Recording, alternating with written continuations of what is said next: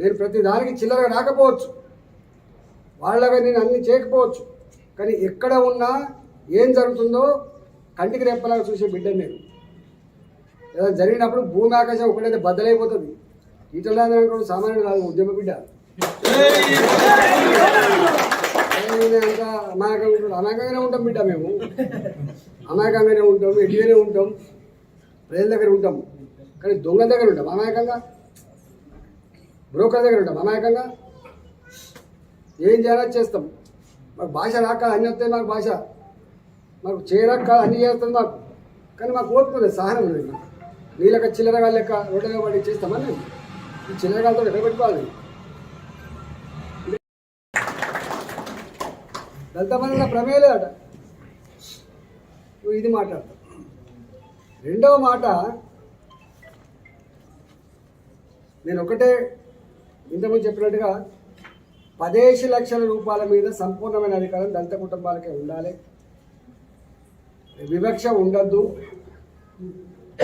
ఎందుకులా నీ నాయకుల కింద ఏం చేస్తున్నావు ఒకసారి తెలుసుకోండి. నేను కలెక్టర్లకు ఇప్పటికీ చెప్పిన, నేను ప్రభుత్వాన్ని కూడా చెప్పదలుచుకున్నా, మీ కింద ఉన్న బ్రోకర్లు కొంతమంది భయపెట్టాలి వాళ్ళని, మీకు దళిత మంది రాదని, కొంత ఇబ్బంది పెట్టే ప్రయత్నం చేస్తున్నారు, డబ్బులు అడిగే ప్రయత్నం చేస్తున్నారు.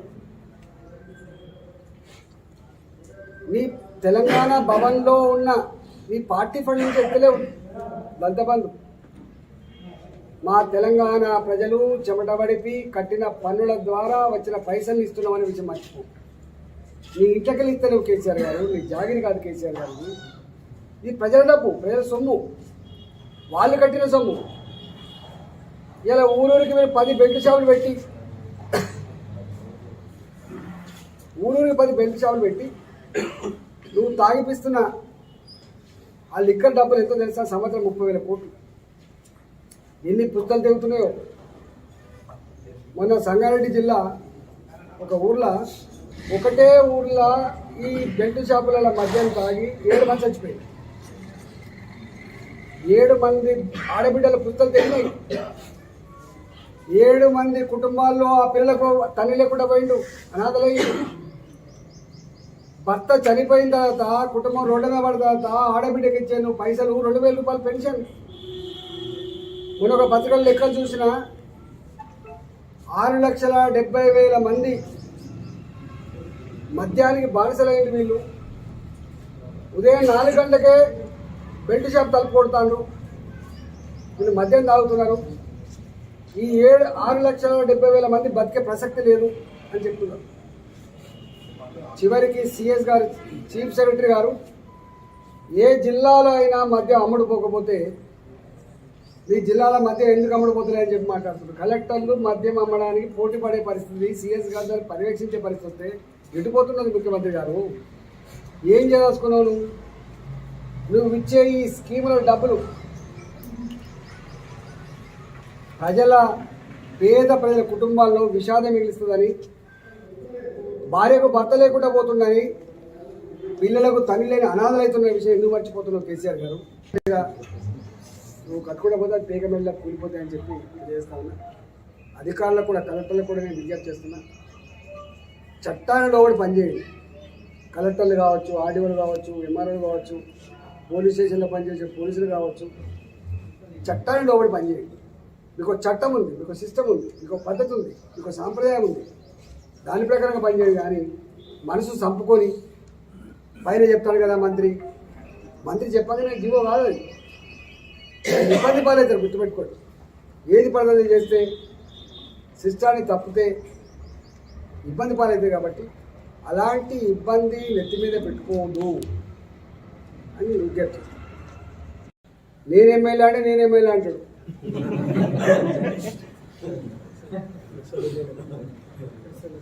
ప్రెస్లో కూడా చిత్తా అని చెప్పి తీయలే. ఒక్కటి అయ్యే కదా చెప్పడం పోతే మీరు రాలేరు. చెప్తే రామాయణం అంతా, రాస్తే రామాయణం అంతా, చెప్తే భారతం ఉంటుంది. ఆయన భాషలో చెప్తున్నాను. అందుకని నేను ఒకటే మీ నాయకులకు మీరు కొంచెం అర్థం చేసుకోండి. భూమి మీద రండి, వెకిలిగా మాట్లాడడం బంద్ చేసుకొని వెకిలి చేష్టలు వెకిలి మాటలు మీ నాయకుల నుంచి అందిపుచ్చుకొని మీరు మాట్లాడతారు కూడదు. మొన్నంటేనో ఏదో నడిచింది కానీ ఇక నడవదు. 100% చెప్తున్నా, ముఖ్యమంత్రి గారికి మాట తెలవాలని కూడా చెప్తున్నా, మీ పట్ల ప్రజలకు విముఖత వచ్చింది. మన అంబేద్కర్ గారి గురించి మాట్లాడినప్పుడే ఇక అనుకున్నారు, ఇక నువ్వు దళితబంధు పెట్టి అంబేద్కర్ గారి గురించి మాట్లాడినప్పుడే అనుకునేది నేను దళిత వ్యతిరేకి. అంటే శరీరం ఎత్తున్నప్పుడు అది గట్టిగా గుంజుకోపోతాను, అది గుంజుకోపోతాను. నిర్మాణం చేసుకోవాలంటే అది పడిపోతుంది. నేను మీకు శాసనసభ్యుడిగా నేను కూడా అనుభవం ఉన్నటువంటి వాడిగా చెప్తున్నా, ఇప్పటికైనా భూమికి దిగిరా, కింద ఏం జరుగుతుందో చూడు, ప్రజలకు విశ్వాసం కలిగించు, ప్రజల సమస్యలు పరిశీలించే ప్రయత్నం చేయడం తప్ప ఇవన్నీ ఈ ఎవరిని పడితే వాడిని బుల్లో చేసి ఏది పడితే మాట్లాడి ఇదే నా తెలంగాణ యాస, ఇదే నా తెలంగాణ భాష అని చెప్పి మా సంస్కృతిని మా సాంప్రదాయాన్ని మమ్మల్ని అవమానపరిచే ప్రయత్నం చేస్తున్నావు. ఇవాళ అది మంచిది కాదు.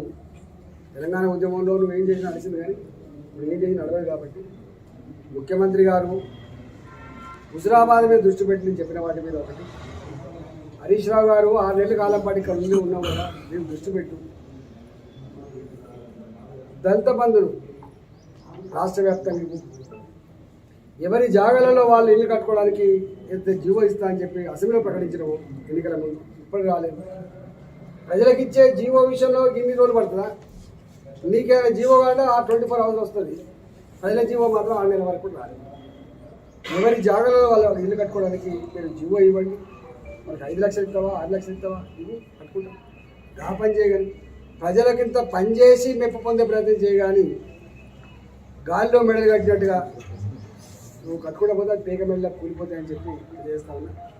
అధికారులకు కూడా, కలెక్టర్లకు కూడా నేను విజ్ఞప్తి చేస్తున్నా, చట్టాలలో కూడా పనిచేయండి.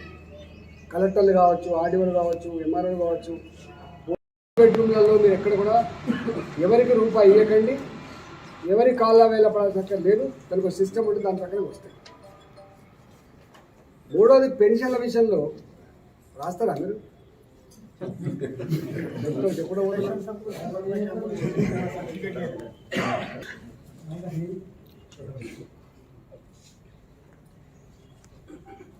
57 ఏళ్ళకే పెన్షన్ ఇస్తా అని చెప్పి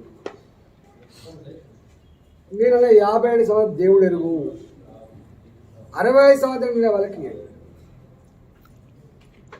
కొత్తగా యాక్సిడెంట్స్ అయ్యి జీవచ్చా వల్ల మంచాల పడుకున్న వాళ్ళకి ఇవ్వండి. సదరన్ క్యాంప్ పెట్టిండు, సదరన్ క్యాంపులో కొంతమంది సెలెక్ట్ కూడా చేసిండు, వాళ్ళకి పెంచింది. ఇప్పటి వరకు 65 సంవత్సరం నిండిన వాళ్ళకి కానీ భర్త చనిపోతే ఆ పెన్షన్ భార్యకు రావాలి, విడో పెన్షన్ కింద అది కానీ, 3వది యాక్సిడెంట్స్ అయ్యి జీవచావలో పడిన వాళ్ళకి కానీ, సదరన్ క్యాంపులలో హ్యాండిక్యాప్డ్గా సర్టిఫికేట్ పొందిన వాళ్ళకి కానీ పెన్షన్ వస్తుంది. నేను అంటున్నా, దీన్ని ఎవరు ఆపుతున్నారు? ఎన్నికల నిబంధనలు లేదా? ఈటల గారు ఆపిండా? ఏమైనా వద్దన్నారా? నేను ఒకటే డిమాండ్ చేస్తున్నా, వెంటనే పెన్షన్లు నువ్వు 57 సంవత్సరాలకి ఇస్తావా అయ్యవా అనే విజ్ఞత ఆ మేనిఫెస్టో రాస్తుంది మీరే కాబట్టి, ప్రజల ముందు పెట్టి ఓట్లాడింది మీరే కాబట్టి అది ప్రజలు తేల్చుకుంటాం. కానీ ఇవ్వాల్సినవన్నా 65 సంవత్సరం నిండిన వాళ్ళకి, హ్యాండిక్యాప్డ్ సర్టిఫికేట్ పొందిన వాళ్ళకి, భర్తలు చనిపోయిన వాళ్ళకి, ఇట్లాంటి వాళ్ళకి పెన్షన్ ఇవ్వమని చెప్పి డిమాండ్ చేస్తున్నారు. ఇక కమ్యూనిటీ హాళ్ళు గుళ్ళకైతే లెక్కేలేదు, అన్ని కులాలకు కమ్యూనిటీ హాల్ ఇచ్చింది, అన్ని కులాలకు వాళ్ళ కులదేవతల గుళ్ళు ఇచ్చిండ్రు,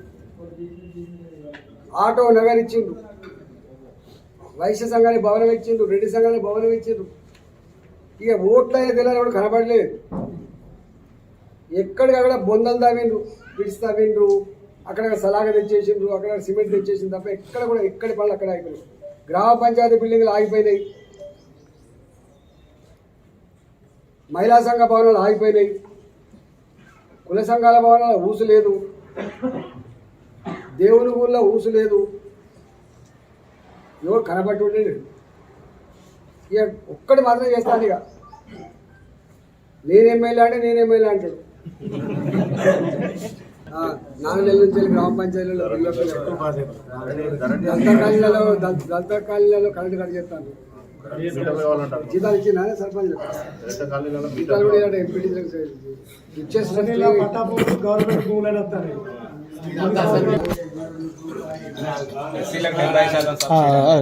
కరీంనగర్ డైరీ కింద సబ్సిడీ కింద బర్లకు 2 బర్లకు డీడీలు కట్టించుకున్నారు.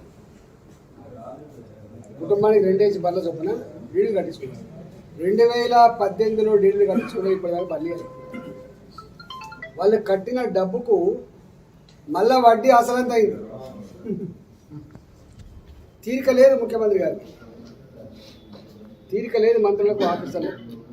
అంటే ప్రజల్ని ఎట్లా వేధిస్తున్నారు, ప్రజల ఊసు ఎట్లా పోసుకున్నాడానికి సజీవ సాక్ష్యమే. ఇట్లా అనేకం ఉన్నాయి. మధ్యాహ్న భోజన పోలు వచ్చింది మొన్న. మధ్యాహ్న భోజన పోలు వచ్చి అయ్యా మాకు 1000 రూపాయలు ఇస్తుంది నెలకు ఆనవర్యం. ఇంత అధ్వానం ఉండగా పక్కకున్న ఏపీ అప్పు తెచ్చే ఏపీ అంటున్నావు. రిచెస్ట్ స్టేట్ తెలంగాణ అంటున్నాడు. అప్పుల పడ్డ రాష్ట్రం ఆంధ్రప్రదేశ్ అంటున్నాడు. ఆంధ్రప్రదేశ్ 3000 ఇస్తాడు, 1000 రూపాయలు ఇస్తాడు. ఇది కథ.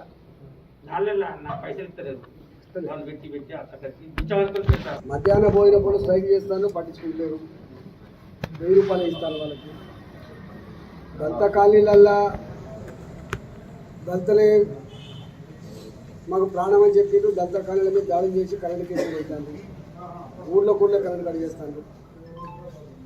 మూడోది గ్రామ పంచాయతీ సర్పంచ్లకి, ఎంపీలకి వాళ్ళ గౌరవవేతనం ఇస్తలేదు. గ్రామ పంచాయతీలకు పనిచేసిన పైసలు రిలీజ్ చేస్తలేరు. చిన్న కాంట్రాక్టర్లు ఏదైతే పనిచేస్తున్నారో వాళ్ళకి బిల్లు వస్తలేవు. ఈ రెసిడెన్షియల్ స్కూళ్ళల్లో కూరగాయలకు ఇచ్చే డబ్బులు, పాలకు ఇచ్చే డబ్బులు, వాళ్ళకు నూనెలకు ఇచ్చే డబ్బులు రాక, ఉప్పు పప్పులకు ఇచ్చే డబ్బులు రాక వాళ్ళు ఉద్దర సరుకు తెచ్చుకునే పరిస్థితి వచ్చింది. ఉద్దర సరుకుతోటి క్వాలిటీ నాణ్యత లేని సరుకులు వస్తున్నాయి. అన్ని బాధలేని ఒక్కటి కాదు, ఒక్కటి బాధ లేదు. ఇక్కడ ఏంటంటే పోలీసు వాళ్ళకు మాత్రం ఫుల్ ఫోర్స్ ఉన్నది, ఫుల్ స్వేచ్ఛ ఉన్నది. ఏమనంటే వాళ్ళు కేసులు పెట్టాలి, ఒకటే సోషల్ మీడియా పెట్టుకున్న పిల్లల మీద కూడా ఒక బాధ పెడతాను. హాయ్ ఫ్రెండ్స్, మా టుడే టుమారో యూట్యూబ్ ఛానల్ చూస్తున్నందుకు చాలా థ్యాంక్స్. మరిన్ని లేటెస్ట్ వీడియోస్ కోసం వెంటనే సబ్స్క్రైబ్ చేయండి. అలాగే ఈ బెల్ ని కూడా రింగ్ చేసేయండి. మా నోటిఫికేషన్స్ అన్ని మీ మొబైల్లో వస్తాయి. అలాగే మా వీడియోస్ మీకు నచ్చితే లైక్ చేయండి, షేర్ చేయండి, నచ్చకపోతే కామెంట్ చేయండి.